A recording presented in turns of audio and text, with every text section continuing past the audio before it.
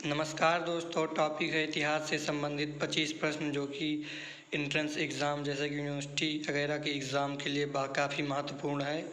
25 प्रश्न होंगे, इसमें से अगर आपके 16 से 17 नंबर आ रहे हैं तो आपका स्कोर एवरेज है। पहला प्रश्न है, लोथल कहाँ स्थित है? लोथल जो कि एक हड़प्पा सभ्यता से संबंधित एक स्थल है जो कि गुजरात में स्थित है। निम्नलिखित में से कौन अंतिम वेद है? अथर्ववेद जो कि अंतिम वेद है, और ऋग्वेद जो कि सबसे पुराना वेद माना जाता है। निम्नलिखित में से कौन उपनिषद नहीं है? विनय उपनिषद कोई उपनिषद नहीं है। ये मुंडकोपनिषद, छांदोग्य उपनिषद और कंठ उपनिषद, ये सब उपनिषद के नाम हैं। गौतम बुद्ध का जन्म कहाँ हुआ था? गौतम बुद्ध का जन्म लुम्बिनी में हुआ था, 566 BC में माना जाता है, और कुशीनगर में इनकी मृत्यु हुई थी। कौशाम्बी निम्न में से किस राज्य की राजधानी थी? ये महाजनपदों का उल्लेख किया गया है। जिस समय कौशाम्बी वत्स की राजधानी हुआ करती थी। किसका मकबरा सिकंदरा में बनवाया गया था? अकबर का जो मकबरा है वो सिकंदरा में बनवाया गया था। हल्दी घाटी की लड़ाई 1576 में लड़ी गई। अगला प्रश्न है, सर टॉमस रो के मुगल दरबार में आगमन के समय मुगल सम्राट कौन था?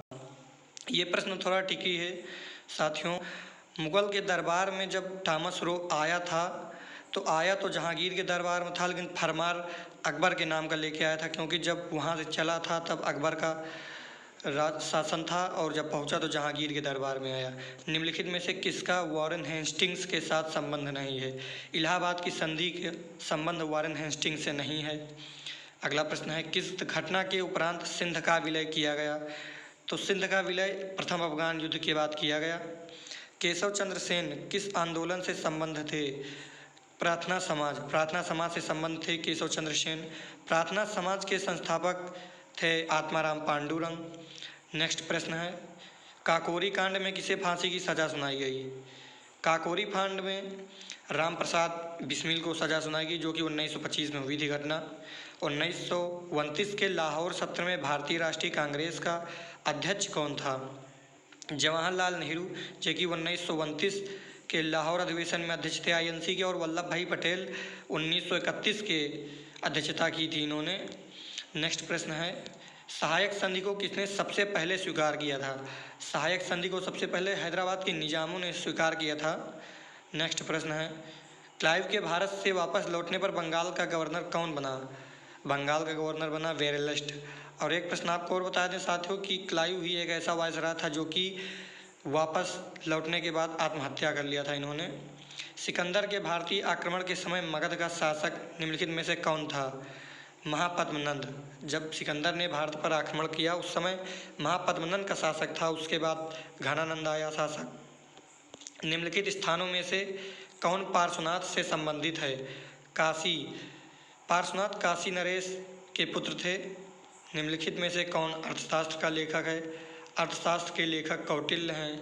इसमें एक प्रश्न और बनता है कि अर्थशास्त्र का संबंध किस क्षेत्र से है? तो अर्थशास्त्र का संबंध राजनीति विभाग से है।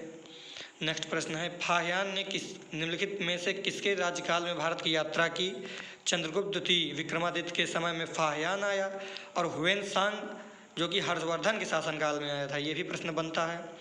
नेक्स्ट क्वेश्चन, तृतीय बौद्ध संगीति का आयोजन निम्नलिखित में से किसके शासनकाल में हुआ?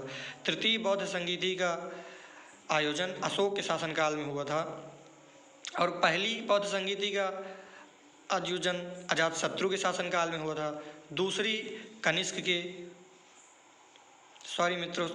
कालाशोक के शासनकाल में हुआ था, और चौथी कनिष्क के शासनकाल में हुआ था कुंडनवल कश्मीर में। खिलजी वंश का शासन कब प्रारंभ होता है? 1290 में प्रारंभ होता है खिलजी वंश का शासन। दिल्ली सल्तनत के किस शासन ने एकता प्रथा आरंभ किया? एकता प्रथा आरंभ करने वाला इल्तुतमिश था। नेक्स्ट क्वेश्चन, निम्नलिखित में से किसने अपनी राजधानी आगरा में स्थापित किया? सिकंदर लोदी। सिकंदर लोदी को ही आगरा का संस्थापक कहा जाता है। निम्नलिखित में से किस राज्य की राजधानी गुलबर्गा थी? बहमनी राज्य की राजधानी गुलबर्गा थी। Next and last question, Babur कहाँ पैदा हुआ था? तो बाबर फरगना में पैदा हुआ था। नमस्कार साथियों, जय हिंद।